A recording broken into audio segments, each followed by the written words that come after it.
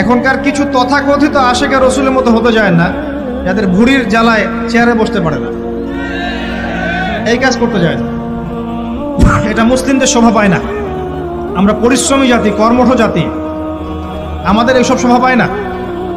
এটাও শেষ জামানা হাদিসে আছে।